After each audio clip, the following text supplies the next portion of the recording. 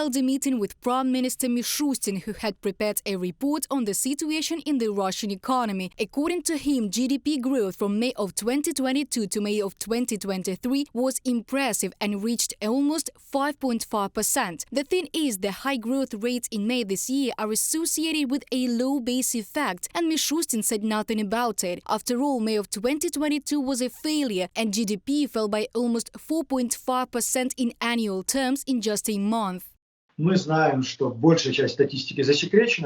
that most of the statistics are classified because Russia does not want to show how it is actually affected by the sanctions. Any figures that will be voiced by Russian officials must be interpreted, first of all, through the prism of propaganda, and only then be based on these figures and talk about some economic indicators. Therefore, most likely, these are elements of propaganda too. Russia really wants the sanctions to be lifted, and therefore it broadcasts to the whole world the picture that the sanctions do not work. The euro exchange rate at the opening of trading on the Moscow exchange rose above 100 rubles on July the 6th for the first time since March 2022. Exchange analysts point out that the fall of the ruble is a consequence of a reduction in export earnings and of high budget expenditures for the war against Ukraine. However, the Russian central bank declares no reason for concern in that. There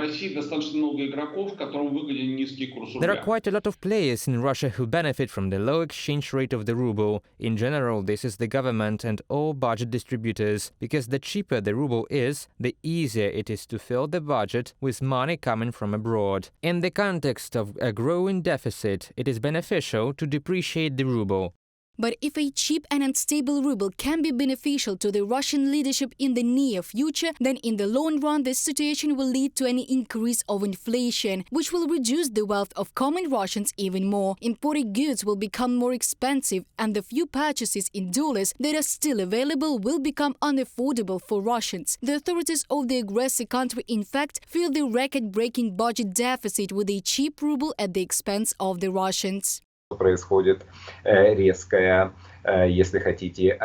is a sharp impoverishment of the Russian economy. Impoverishment in the sense that the economy is completely on a military footing. On the other hand, if you look at this growth, which is in the Russian economy, then it is observed only in a few sectors, and these sectors are related to the war. Those sectors that are aimed at the average consumer not only do not show even slow growth, they show a decline. The situation leads to the impoverishment of the population, the freezing of infrastructure projects, and the underfunding of the social sphere as a whole. And as soon as the Federation's budget stops spending so actively on the military-industrial complex, the insignificant economic growth will stop completely, and Russia will enter a prolonged period of stagnation. Reported by Diana Kolesnik, Valeria Nekipelova, UATV News.